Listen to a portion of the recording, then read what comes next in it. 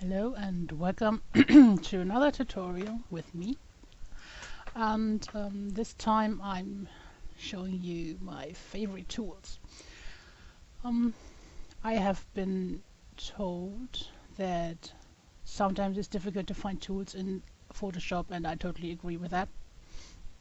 So I'm using this tutorial to show you the tools that I use the most in my pictures. There are many more tools in this program, and I will keep showing them in the tutorials that I make.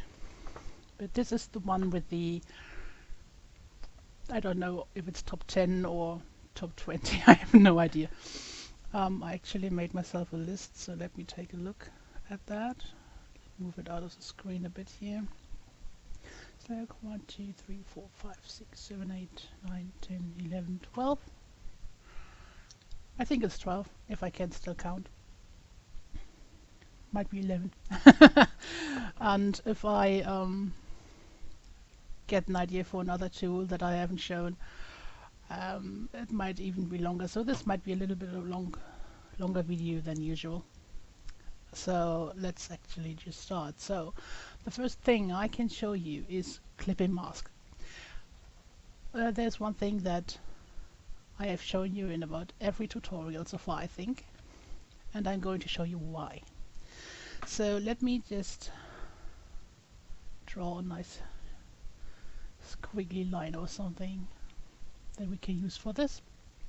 So yay, this is like the weirdest thing ever. Pardon.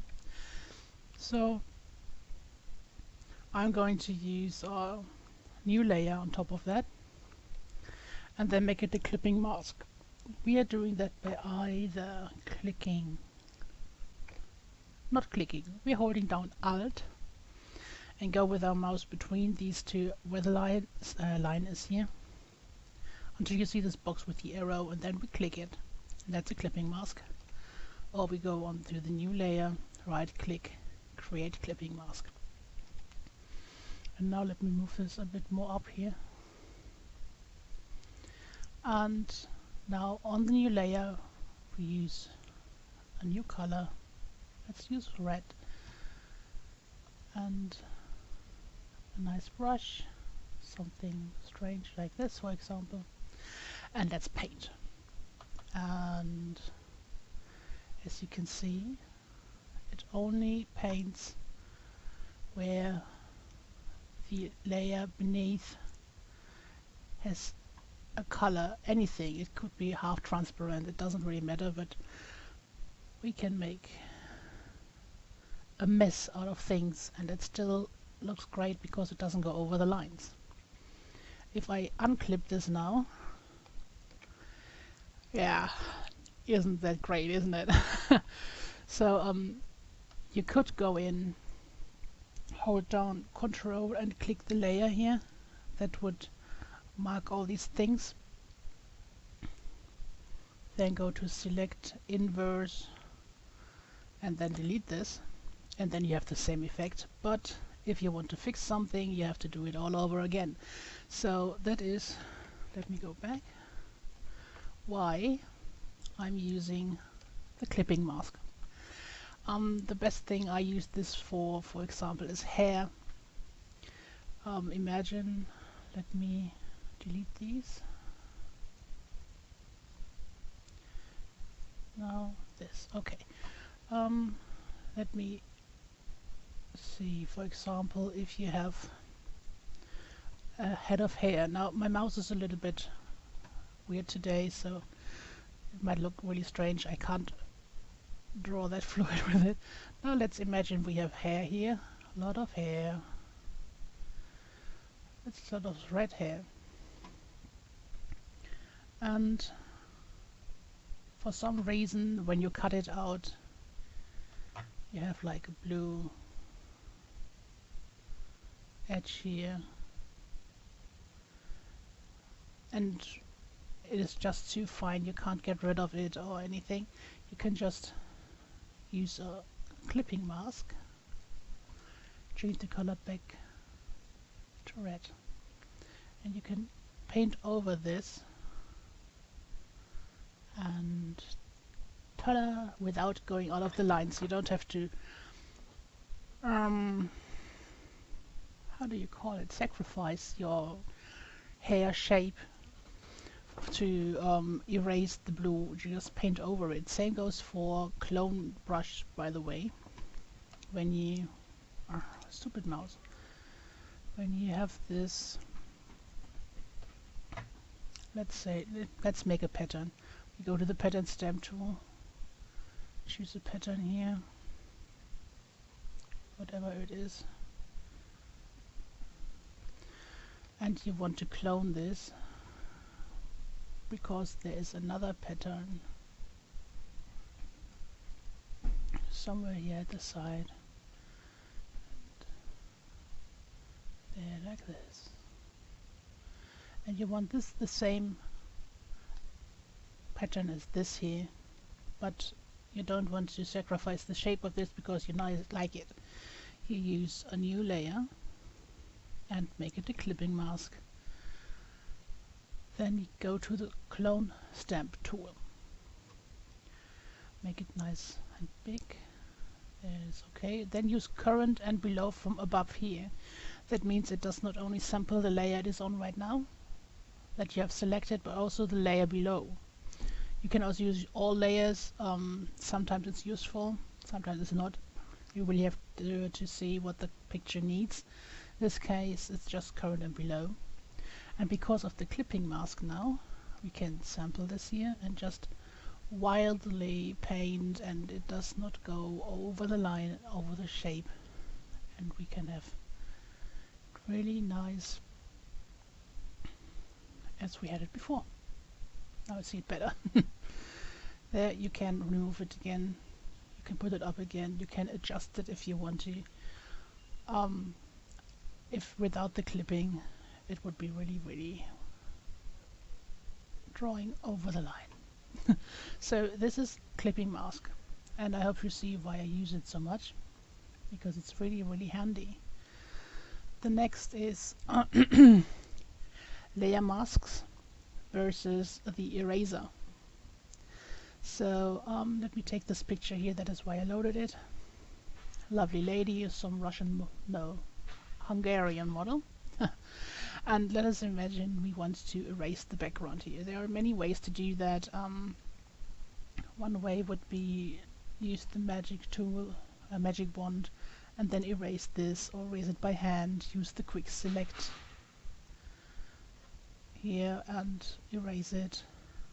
But the problem with that is if you do that and erase it and then continue, oh, that was fill, sorry, because oh, the background layer is locked. So then we erase it, and then we go on, and then we see, for example, here is all really an ugly edge that is very patchy and pixelated, and you want to fix that.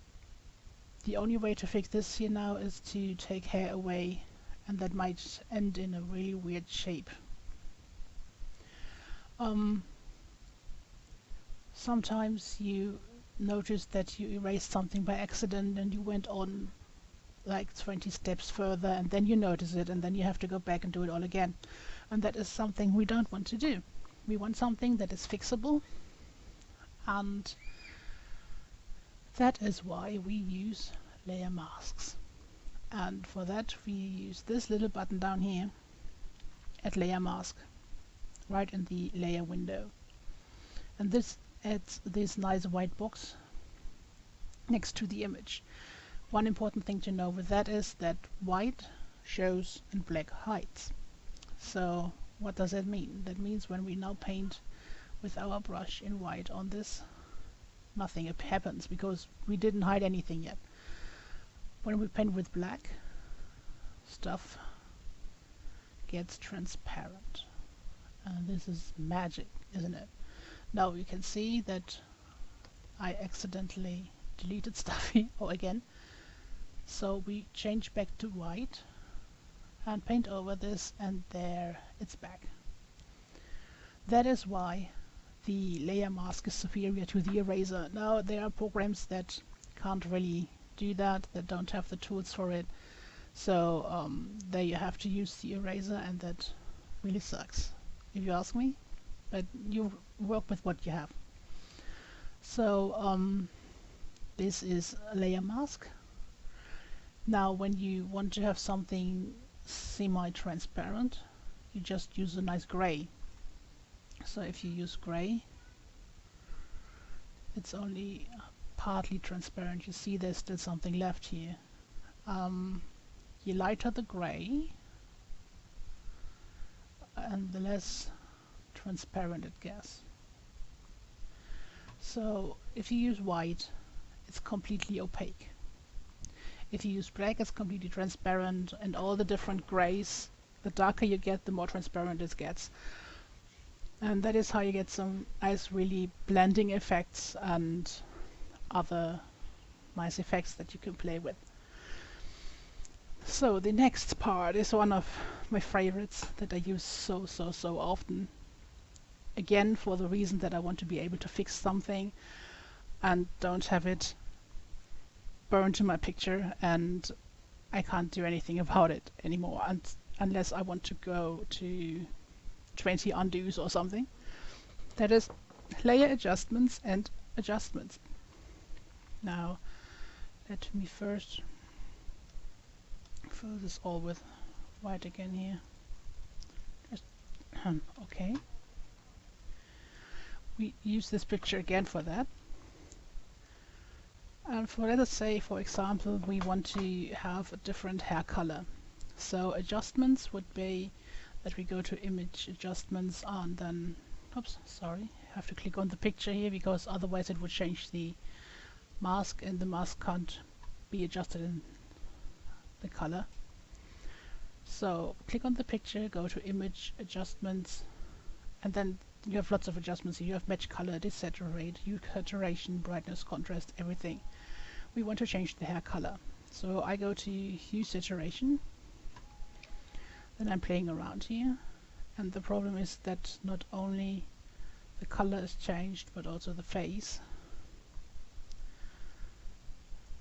So this is not good. You could of course duplicate this and then erase the parts that you didn't want to have changed and then use it like that. But one of the things that I find really great here is down here, create new fill or adjustment layer. This will show you all these things like solid colors, brightness, contrast, levels, hue, saturation, everything that you have seen up there too, apart from a couple of things like, for example, match color. Match color is great, but not for this.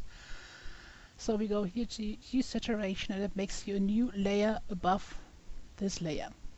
Now you can still change stuff here. It still looks like it changes your head and everything as well. Let's give her a nice new color, for example this purple here. As you see, the eyes, the lips, everything has changed, but as you can see, this new adjustment layer here as well has a layer mask, and it works just the same as the one we have before. We take a black color here with the nice soft rounded brush for this parts here, and then we can just paint away the adjustments for the parts that we don't want to have changed. And this will make a lot of things much easier. Now it could be that you want to have purple face and purple lips and strange green eyes, so you can keep that then. I mean, it's great for alien stuff. You see that there are a couple of problems with the color during at the region here, because either you have the skin also purple or the hair is not changed, but I will show you something in a moment. Okay, now we have the hair is purple, as you can see. You can also change the background and erase it if you want. I'll keep that for now. But now for these parts here that are a little bit harder, make the brush smaller, and I put down the flow. The flow, the lower it is, the more times you have to go over a piece on the picture to give it the color or to give it the effect. So now if I go over this, it is not the full effect of the purple, just a little bit, enough to make it look like the skin is still white beneath, but the hair is changed in color. There, look at that. You really have to play around with this setting to see which is the right amount of flow, and the more often you go over this patch with your brush, the more it shows the effects. And I'm going to do that with the eyebrows as well. We don't want the skin around purple, but we want the eye brushes purple, so I keep the flow low, just go over the brows with that. There we go. A little bit here at the side, and there. This is why I like adjustment layers. Now the nice thing with adjustment layers is you can actually copy this. That's nice, isn't it? So you first make pick out what kind of adjustment you want to have. For example, let's want to have levels. Now levels helps you to adjust the whiteness and the blackness of a picture. Now if you bring the white further down, it goes lighter. If you bring the black further up, it goes darker, and the midtones can be changed as well here. So we want to have some really nice bright purple hair with a little bit of dark shadows and some highlights here. But now of course the whole face is brighter, and we don't want that, so we hold down our Alt key and click on the mask we painted for use saturation and pull that up onto the new mask layer for the levels, and then replace mask yes. And that all that did was we copied the mask from one adjustment to the next, and this way we can make sure that we have really nice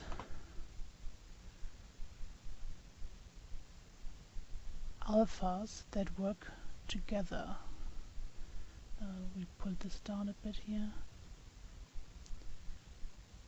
because we don't want the brows too bright, and check for some spaces like the ears, for example, here now have some patches that are too bright, and we can go through the hair, the bigger brush, and tone down this a bit if it is too much,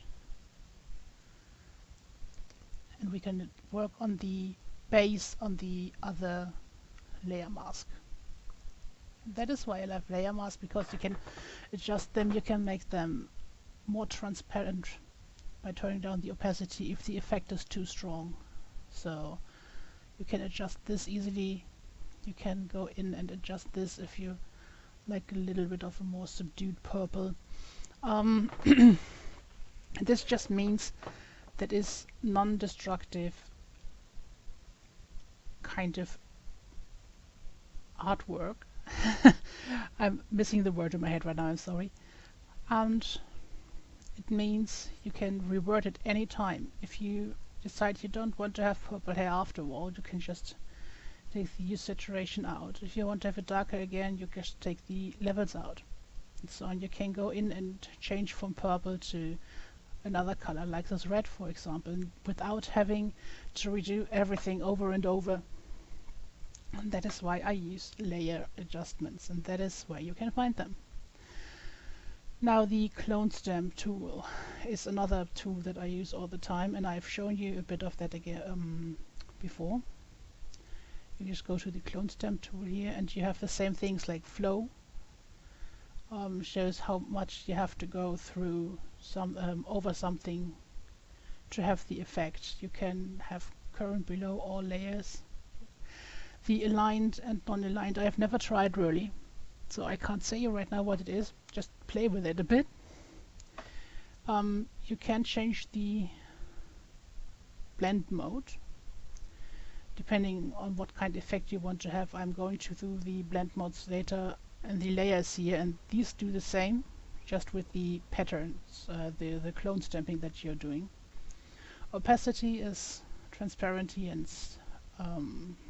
solidity, flow is the same as with the brushes. So let's say this young lady here belongs to a species that doesn't have eyebrows. So you can either go and take the brush here, sample the skin and paint over it, and that's great. But not every face works for that. So some faces really have lots of pores, or they have scars, or lots of different shades, and then the clone stamp tool comes in rather handy. You take the clone stamp tool, make it a bit smaller, and you can sample any part of the skin. That means if she has more pores here and you want to have these pores everywhere on the face, if you paint over this, you get a smooth surface, and then you have smooth eyebrow patches without actually having eyebrows. And you don't want that, so you sample by holding down Alt and click somewhere on the skin here where you think that would be nice to have here. And then you move down to the brow and start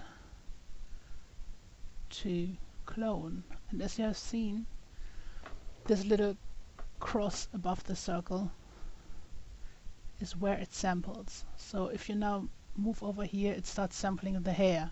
So then you have to resample somewhere else to continue this. We want to take some of this nice dark here,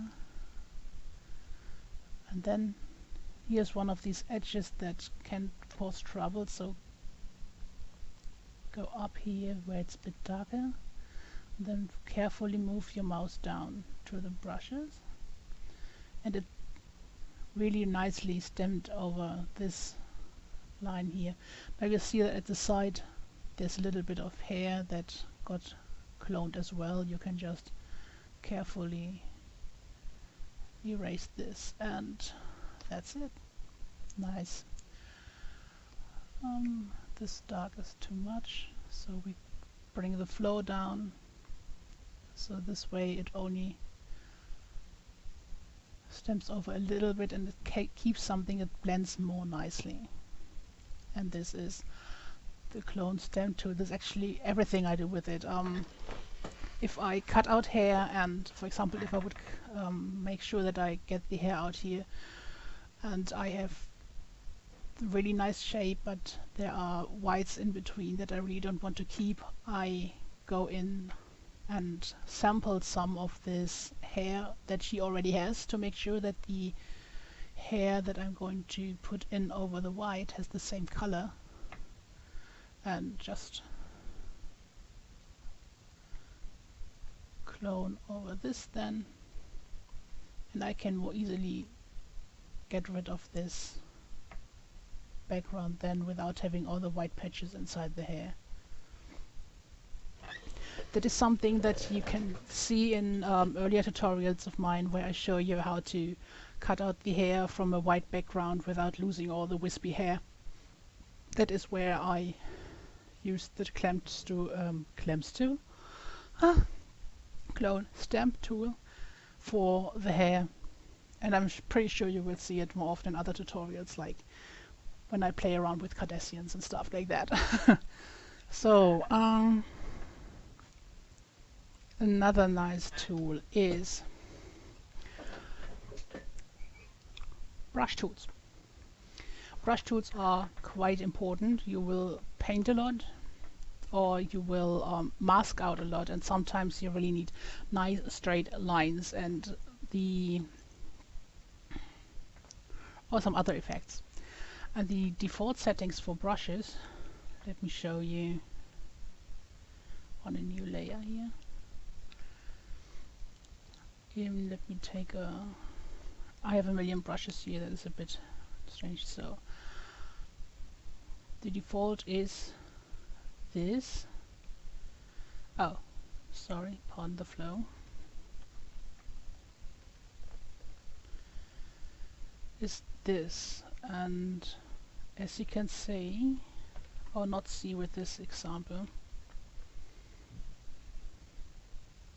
let me see if I can show you when it's a bit smaller. No. But the spacing is not at 0, and spacing is this little slider in these brush tools here. If you don't see this button, go to Window, Brush, or press F5 apparently, and then you see this brush window. There's lots of stuff here. Some of this is really great, others is not that rocky. But if the spacing is too high, you don't get a smooth line. Now there are some things where having a line like this, for example, can be really helpful and great to have. There are some really nice effects you can do with this. But for masking, you usually want to have a smooth line that doesn't leave any gaps anywhere. So let me erase this. And that means that we bring the spacing all the way down. If you take away this nice arrow of spacing, you get them really far apart, so you don't want that. So spacing all the way down here. And this is a really nice smooth line, which will be rather helpful, especially with masking. Size is here, you see this. Now if you have brushes that are not just a dot, let me find one to show you. For example, this light rays here. This one here, make it smaller because, okay. And I chose, of course, the eraser, not the brush. Just shows that I'm doing mistakes as well. So let me take the brush, and now you have this. But what happens if you want to have this shown to the other direction? So instead of coming from up here and going down to the right, you want to have it up here and going down to the left. So that is when you use the flip options here. Flip X is flipping it on this axis, as you can see, and flip Y flips it so it comes from down, and then you can flip X as well and it comes from down the other side. This can be especially great when you, for example, do troll spots or something. Then we have one brush and you can go in and just flip it around. You can also go in and use this wheel to rotate it, which I do a lot. If you want to squeeze it a bit, here's the roundness. You can either change the number here, or if you want to, you can also just use it here and squeeze. You can only squeeze it in one direction here. You can't squeeze it in the other. So it really has to work with the brush, and you have to change brushes as it doesn't work. One thing is hardness that we can't change with this one here right now. Let me grab this. This one here now is a very hard brush, and if we bring down the hardness, it becomes a soft brush. Instead you can just use a soft brush that is in here that has hardness 0 and has soft edges. That is when I say use a soft edged brush. You either turn down the hardness yourself or use one of these brushes here that already has soft edges. Okay. There are more tools here that are really great. Some of them are handy. So let me try and grab one of them with, let me say this one here. As you can see, this is actually a leaf. I think it's from an oak or an acorn. I'm not sure. Um, and usually you don't have all this kind of stuff here. So actually you turn this off and this off and this off, and only have this brush here to use, and you have to manually turn around and scatter it around and flip it and everything. But there's shape dynamics and scattering, and this is what I'm showing you now, because if you do this you have to rotate, size and move it around on your own to get some kind of a randomness to it. But you can use the shape dynamics, the scattering and everything to do this by with help from Photoshop. First I'm using the size jitter. That means that the leaves are not all the same size. So I turn this up here. Pen pressure doesn't really work right now because I don't have a pen, I use a mouse. So size jitter using this. Minimum diameter can show you how big the smallest leaf should be. If you don't want to have really tiny leaves, you can pull this up and the smallest leaves are like 50% or something. Leave it down here. Roundness jitter plays around with the squeezing of the roundness I've shown you. And then we go to scattering. Now you can scatter around one axis, you can scatter around both axes. More randomness is about both axes, and you can pull this up and scatter more, pull this down and scatter less. So I'm doing the halfway, and count means how many leaves are going to be scattered. If you want only a few, you can bring it down to 1 or 2. If you want to have really many, you can bring it further up. And there should be somewhere, oh here, angle jitter, that is the rotation of the leaves. So I'm going to pull this up too, and now I'm just running over this forehead here, and let's see how it's scattered. Look at this. Now you can keep this,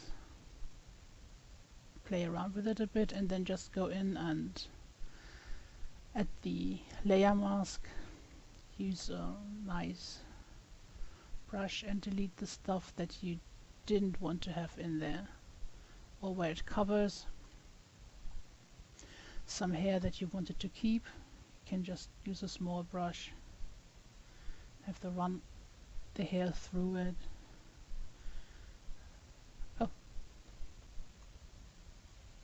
that was the eraser.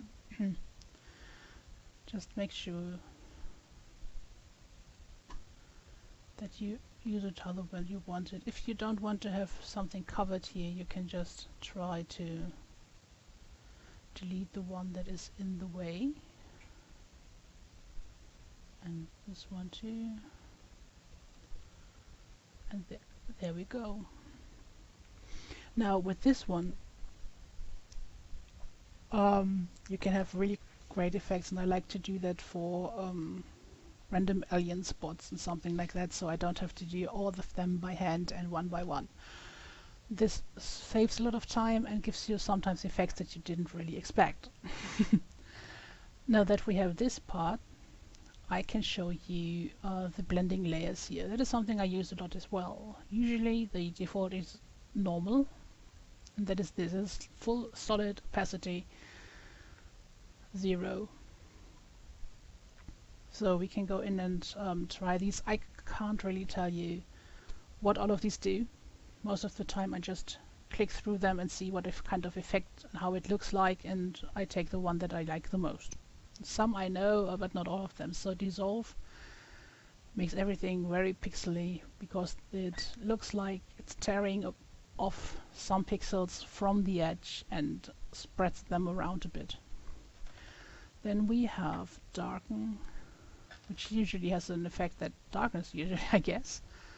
Multiply, let me show you this, where if I move this up to the hair, it multiplies the colors and textures that are on the same spot. So usually you have it like this. When you multiply this, it really tries to merge them. Let me keep it up there for the other effects. Color burn gives you nice effects. It really is a cool effect. I just noticed that how it's more red up here, but on the skin tone it's more yellow. Then this is linear burn. We have darker color,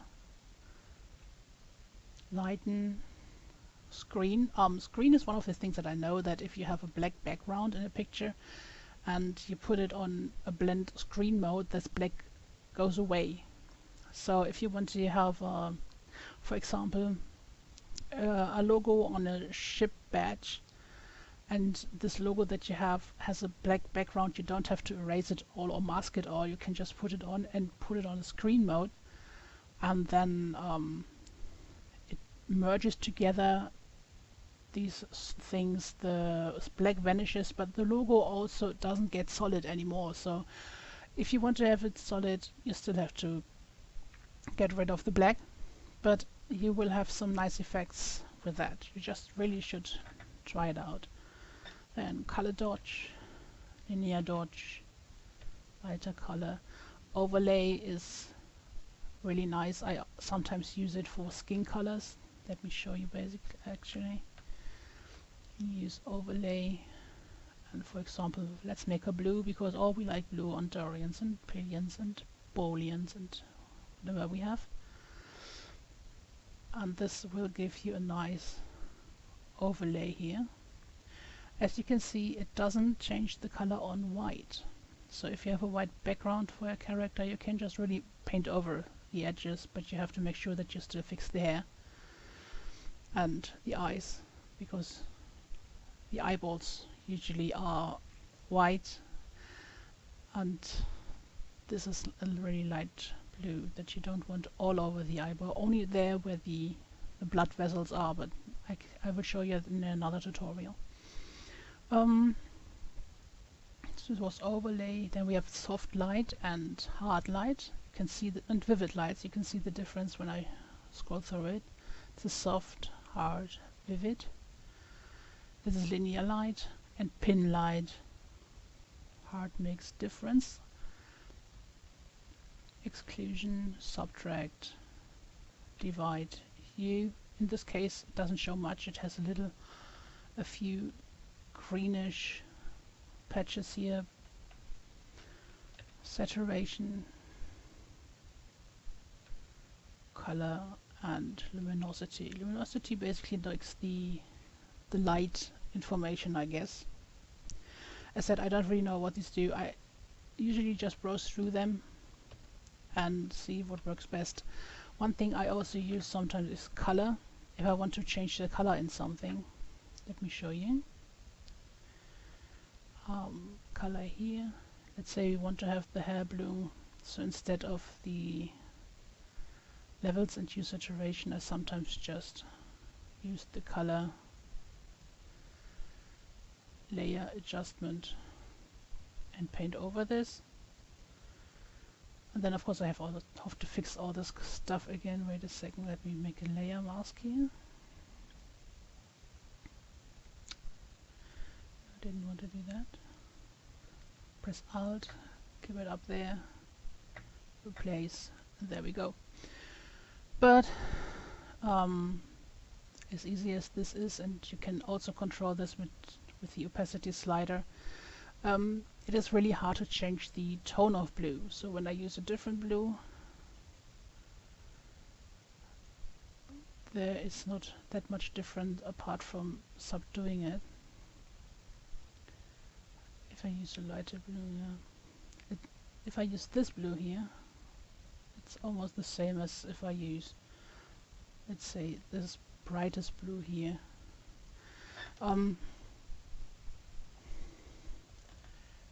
Or if I try to use this blue, you see that there's a difference, but it's hard to make it darker or brighter or less or more saturation. It's harder than using the use saturation and levels down here, or for example the color balance and stuff like that. This was the blender, not blender, blend modes. This is the eyebrows, okay. Then there are more tools. This is going to be long. Another tool is, let me think. Actually, let me use these here again, because I've shown you use saturation, which is really great. But let me also show you, for example, selective color. This is again down here with the layer adjustments. Sometimes I miss a word. And this lets you adjust the different colors here. For example, red. If you go into the red color here, you only change everything that is reddish in the picture. So if you go to red and want to take out the cyan a bit or edit, want to add magenta or take it out, you can take out the yellow or edit. You can also make the parts darker or lighter. This is 100% is black, so it makes it darker, and 0 is white, so it makes it lighter. Not 0, minus 100%, sorry. Now we can, for example, try to change her hair color a bit. There's only minimal changes when I go to colors that are not obvious. Sometimes there's no change at all, as you can see. Blues are not there either. There are no magentas, but neutrals there are lots, so you can make it darker, you can make it brighter, you can add either yellow or go down to purple and blue. You can add magenta or take it out and go to the mint colors, or you add cyan or take it out and go to the reddish colors. And if you play around with everything you have here, make it a bit more bluish, add the yellowish.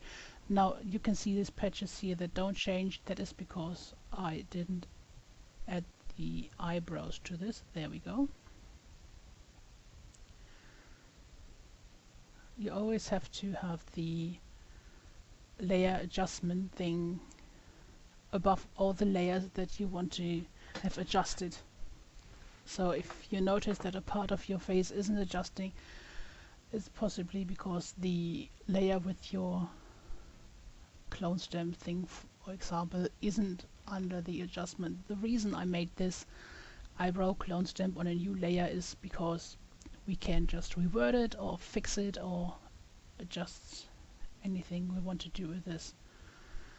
As said, non-destructive. So selective colors, you can use channel mixers that just mixes the channels and adds overall red, green, blue. It doesn't go only for certain colors like the selective color adjustment layer. So this was another thing that I use often. Let me remove that. Then we have the next thing would actually be puppet warp. Now there are things that sometimes we want to adjust and add to pictures. Let me just make a new layer here and paint something that is totally random. So let me take this blue line here, and for example we want to adjust it so that it lies around the neck here. You can try and use free transform or rotate and scale and skew and distort. Like for example free transform, you can find it under edit and then free transform, or you can press Ctrl T. That is what I'm doing. You can then rotate it around, you can move it, you can skew by holding down Control and grabbing one of these boxes. You can change perspective and squeeze stuff around, but this doesn't make the impression to me that it's lying around the neck. So let me take this. That is why we have puppet, warp and warp. Now warp gives you a nice box here,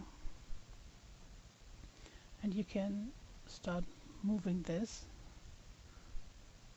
make it brighter in one end, keep it squeezed up in the other end. You can bend it easier, grab the handles and form it around how you want to, but it's very limited because, as you can see, you can't just pull it down here and leave it like this, because it pulled outside the box we have here.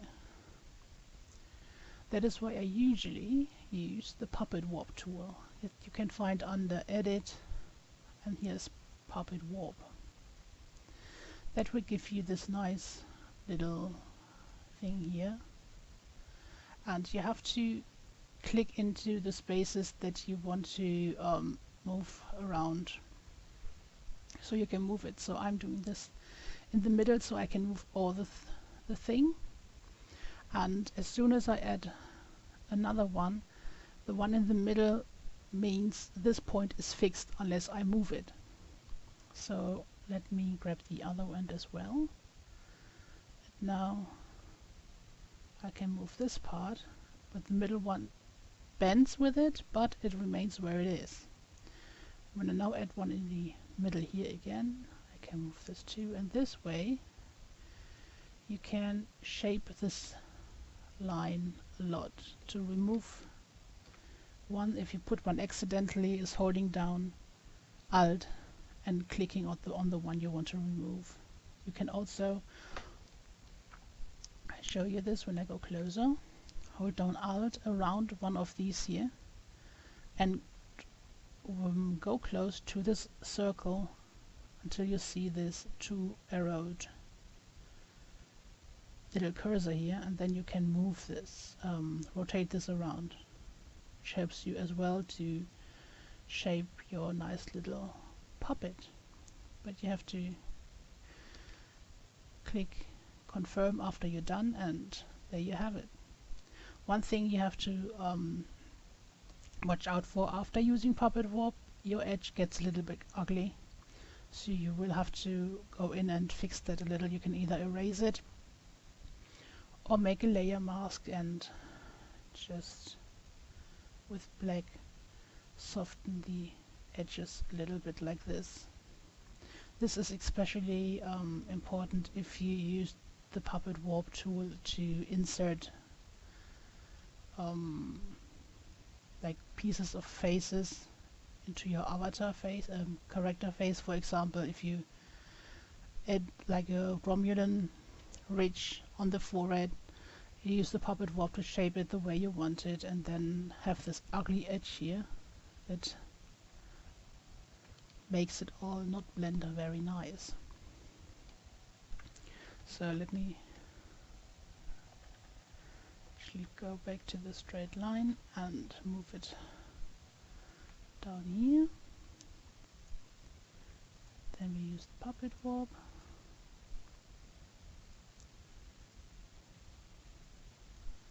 And start to move this a little bit there. Oh, that one is too much, let's remove it. And there, now it follows the flow of the shin, which makes it much more convincing to follow the neck like this. And this, as I just said, when you make the ridges for Romulans, or if you need to shape the eyebrows for Vulcans, for example, I'm using this tool a lot for these cases to make sure that one part fixes to the other. I also use it to broaden or narrow down the collars in uniforms to fit the head and neck, of course, because we don't put the neck in that. This is a tool that I have not seen in older versions of Photoshop. I'm not sure when it was brought in first, so make sure that you have it. If you don't have it, try to use the warp tool that was in older tools as well, older versions as well. It can work if you have a little bit of patience, since my English gets worse and worse. That was that. Free transform we had too. Then Gaussian blur, I think you should know, but in case you don't, let me apply the layer masks so we can use this one here for that. You can go up here to filter and then blur, and you find different kinds of blurs that all have different effects, and I would really suggest to just go in and try out some of them. Gaussian blur is one of these that I use the most, especially for shadows under colors, for example, because it nicely blurs out whatever I'm doing. So this is without blur, and the higher you go, the more it blurs out. If you need some really soft effects, this can be really helpful. Sometimes you need to blur out stuff really just a little bit, and you can control it with this slider down here. So that's an easy tool that is easy to find, except under filter, blur, and then just try it out here. Then one thing that I used to do a lot is text tools. We have them for banners, we have them for logos, we have them for badges, and there is a tutorial that I made for badges to follow a path with text, so I don't show you that to you, but there are 2 really nice things that you should know. Let me just make a new layer in white, in blue, that hurts my eyes, in white here, and load the text tool. That can take a while depending on how many fonts you have. I have like 3000 fonts on my computer, so this sometimes takes a bit longer, but this was actually really fast. Then let's change the font color to black so you can see it. Size to 72. Okay, now we have this text here. I need to make it a bit smaller so I can show you some of the effects. And there is this button up here for warping text, and that is actually something I never use because all these things distort the writing, so I use always to follow a path if I want to have waves or arcs or something. And how to do that I have shown you in the batch video, so check that out. You can find it in my other video tutorial playlist, I think. What I want to show you is actually this character thing here. If you don't see that, go up to Window and Character. You can find it here. There. Up here you can see which kind of font you're using. This is Lithos Pro. That is one of the fonts that I use a lot for banners. This here is regular, or called black. It's more like a block writing. I use regular here. Here you can change the size, and now it's getting funny. Let me put this in 2 lines. This one here is the leading, whatever that is. And this allows you to change the gap between the two lines. So if you want to have something really close together, you can do that. You can also go in here, use your mouse wheel to make the gap smaller or bigger. There.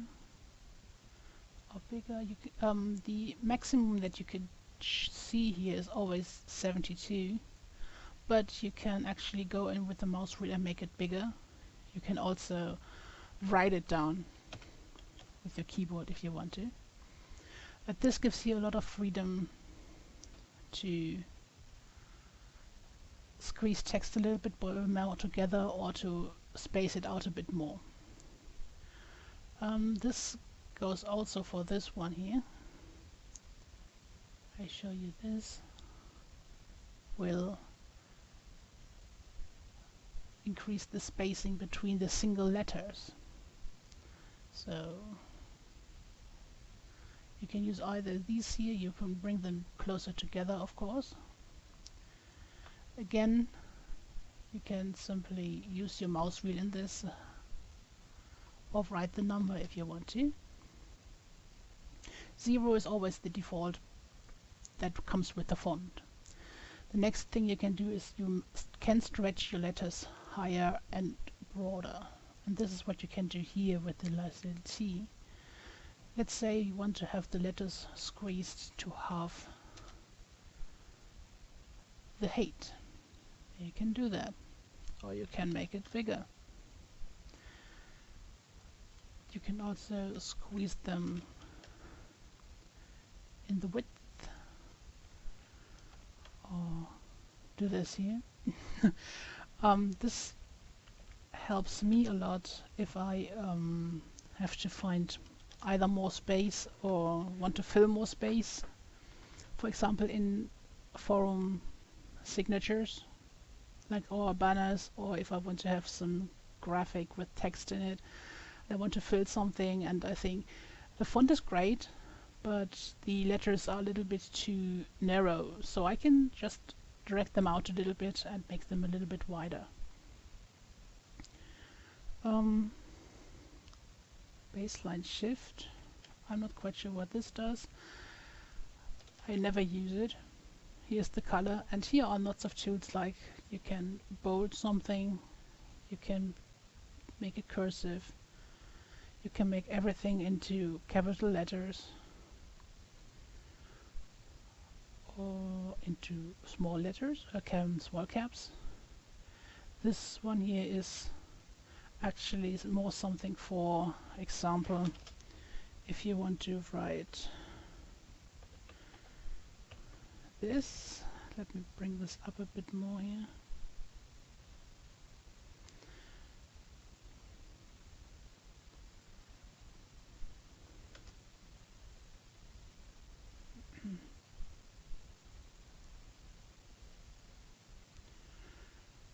This is what I usually do when I want to bring up the text just by a little bit, but it doesn't want to, so I'm moving it up here. So if you want to raise the number, you can do it with this one here, or you can lower it and can do it with this one. And of course we have underlining and striking. I have really never used this one here, but apparently this is for fractions. And this one is for numberings and some other stuff I've never really used. Here you can change the keyboard,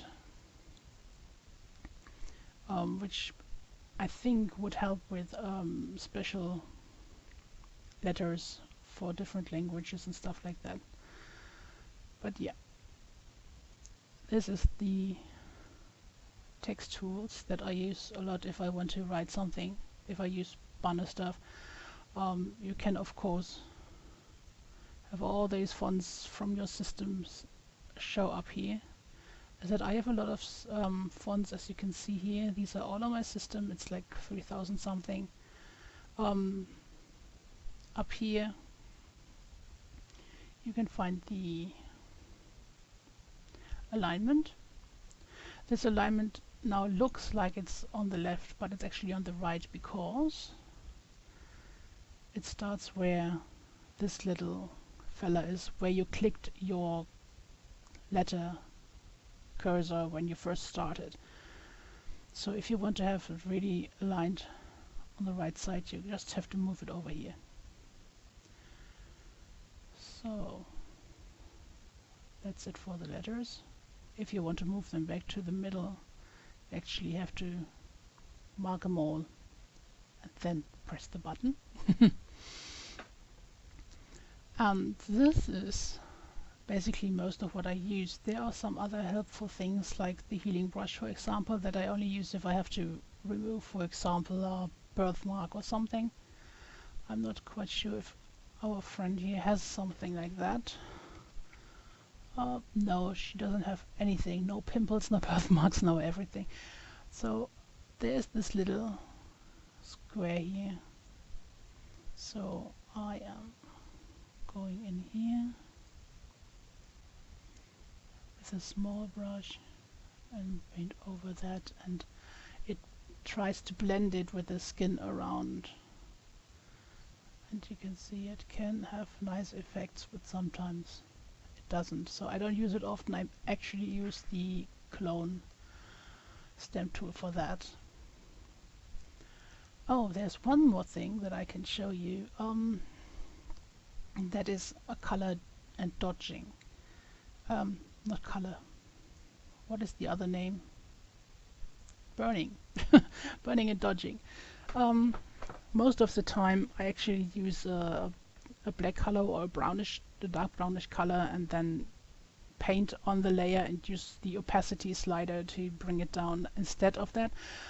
But there is a non-destructive way to burn and dodge on an image, to highlight and to add shadows without having to paint on the picture directly, so you can easily remove it again, adjust the opacity, or just fix things if you have to. And that is, let me add a new layer. First we set this new layer to overlay, and then we go up to edit and fill and choose the 50% gray from this drop down menu. Now you don't see anything, so if it's normal, you see it's really filled with gray. We go to overlay and you see nothing. And then use your burn tool. Let me grab a nicer brush, bring it up a bit more so you can see it better. And we just paint here, and you see it takes a while. Protect tones usually seems to work when you really want to protect the tones, but if you really want to have a nice darker burn, I take that off, and then it burns easier, more easily, and you see it better, which right now is a good idea. So I am burning this nice little curve in here,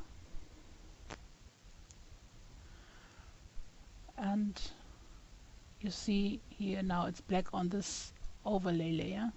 If you turn this on and off, you can see that there is a burn, but you can remove it again. If it's too much, same, you can just change the opacity if you want to have just a small burn.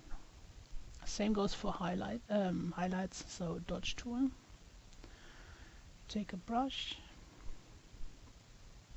Let's take this, make it really, really high so you can see more, and paint highlights into the hair and a bit on the face here.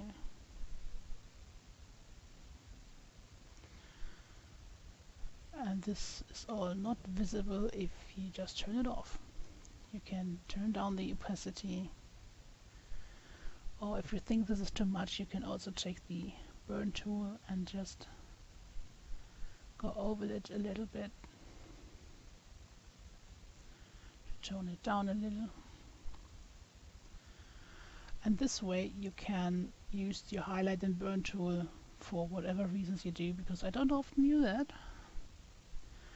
And make sure you don't have to do everything all over again if you don't like it. You just go in, either disable the layer and it's gone, turn on the opacity to make it less obvious, or you just turn the opposite tool. Like if you want to remove some burn, you take the dodge tool. If you want to reverse some of the dodge tool, you take the burn tool, and you go in here, paint a bit over it, and of course you can also change the exposure here. If you go to 100%, it blasts the light through it, or in case of the burn tool, it just really burns hard. Wait a second, let me go to 100, and it's a really interesting way to do this without having to destroy anything that you have done before. See how fast this burns down here, so you don't really want this more often, unless you're really out for crass contrasts. Usually you try to keep your exposures low as possible and just go over the same spot a couple of times to make sure that you have more control over where the shadows and where the highlights are. So if you hate this totally, you can just go and delete this and have your original picture back. And I think that's about it. You have sat through it, and it was a long hour, I guess.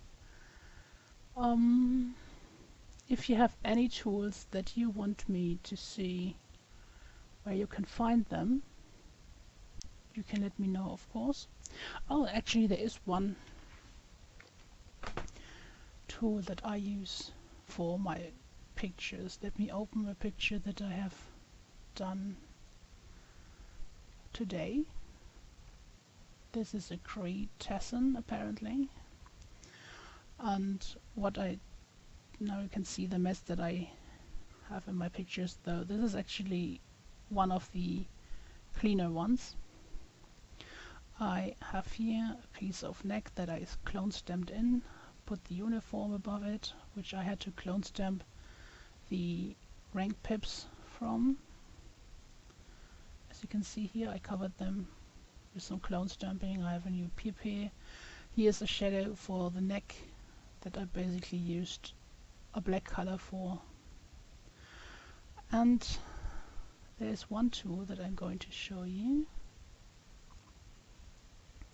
Let me put all of these apart from the background into a group. I copy the group by putting them down to new layer. You can also go right click and duplicate group. And then I merge the new group and turn the other one invisible so we don't have the double layers here.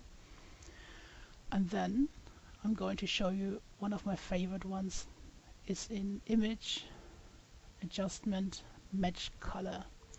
What this will do is it will match the color of the layer it has I have selected right now to another layer that I'm telling it where it is. In this case it is layer 4. Now this is way too gray and way too dark. We don't want that. So I can change the light here if I want to keep the colors, but I really don't want to.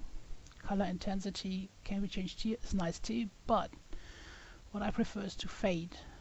And this fade actually allows me to adjust how much effect this color match has. And 100% is no effect, 0% is the full effect.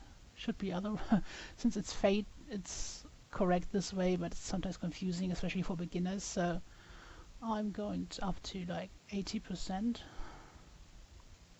yeah, like this, and this helps to make it look a bit more merged with the background. I can make it a little lighter or darker if I want to depends on the light in the room. It makes no sense to make it really dark because there is light in this room.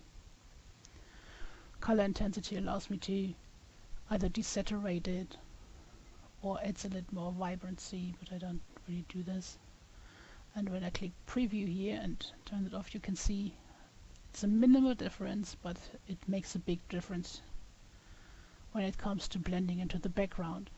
You can also blend it into a background from another file. That is why you can choose here.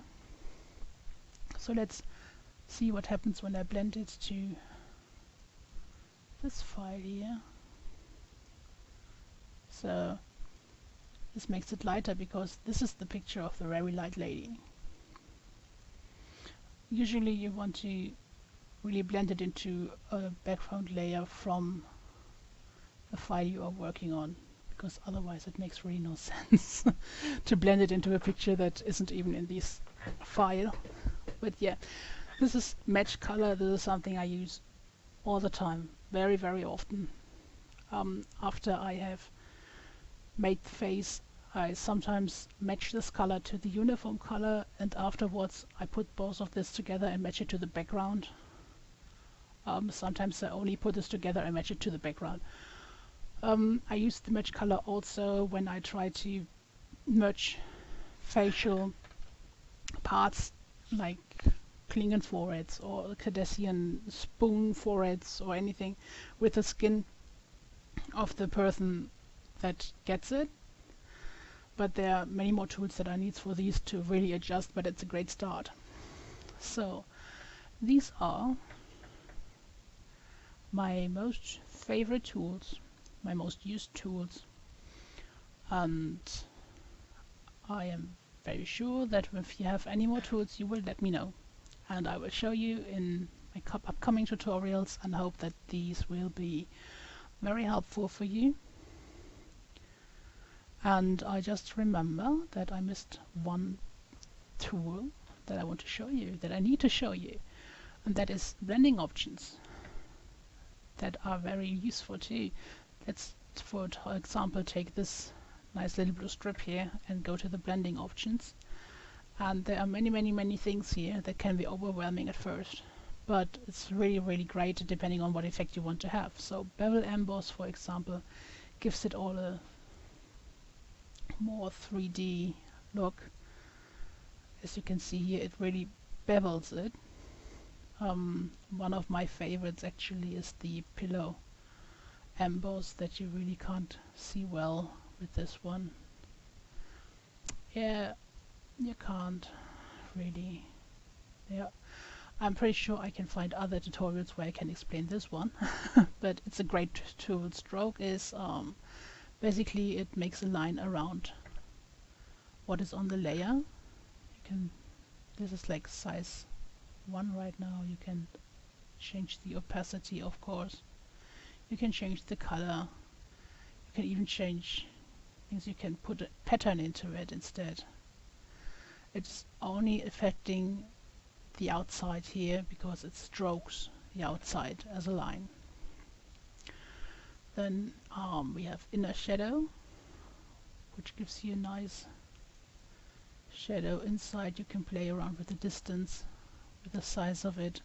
Choking is how sharp it is, or when choke is at 0, it's a rather soft line.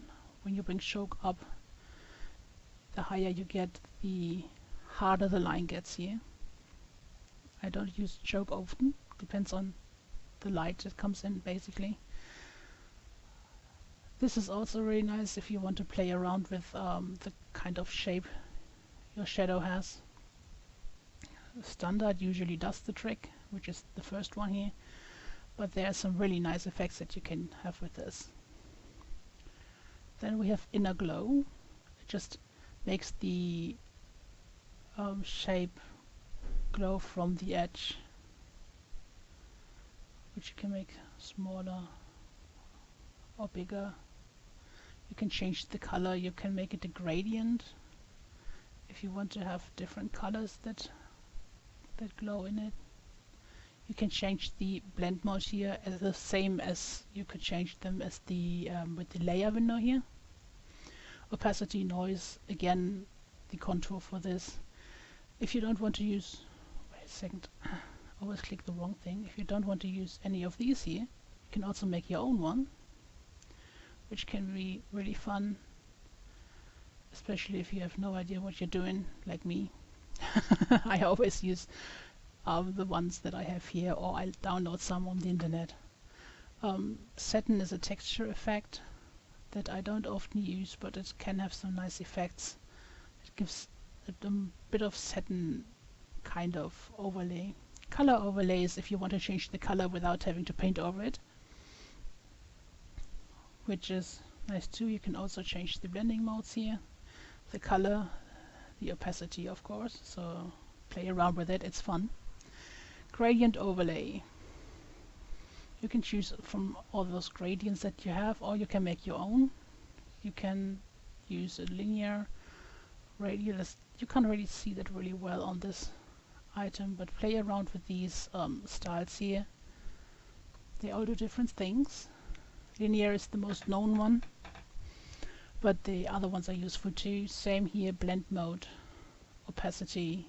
You can change the scale from really small to big. You can change the direction if you have to. Pattern overlay puts a pattern over this thing. You can use all kinds of patterns. You can download patterns anywhere and load them in here. You can make your own patterns by making a file and then go to edit and define as pattern. And if you have one, you can scale it up, you can scale it down, and get also weird and funny and really nice texture effects with that. Same here, blend mode, opacity, and so on. Outer glow is the same as inner glow, but on the outside.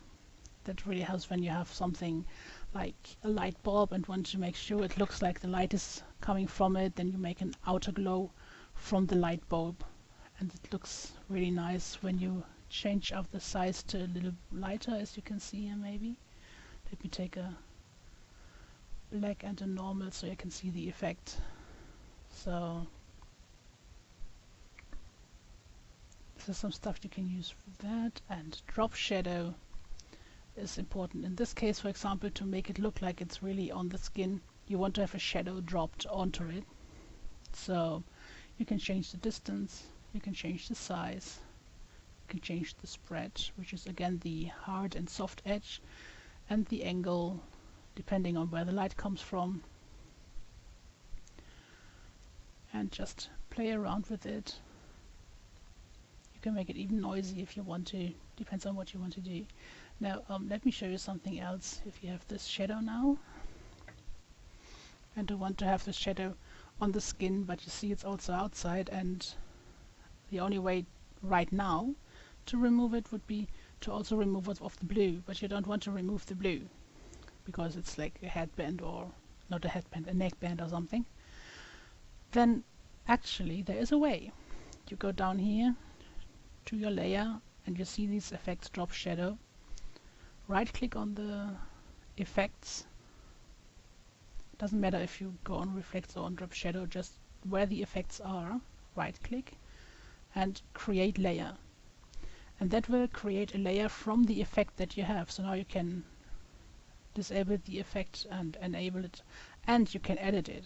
So we make a layer mask here, use the black brush and remove the shadow from everything that is not the skin. And this way you have the shadow, and let me lower the opacity. There we go. Have the shadow only on the skin here. And that is what you can do with all the effect in the layer effects. As soon as you right click on them and go to create layer, all the effects that are on it are turned into layers above or below the layer. And that means that you can go and edit those and shape them and everything that you need to do with them to make them work the best that you want to have them. And this really was the end now. So you have survived it, and I hope this was helpful. I hope you're finding some things better now. And I see you next time, and hope that you're going to have a lot of fun trying out these things. Let me know how it goes, and bye bye.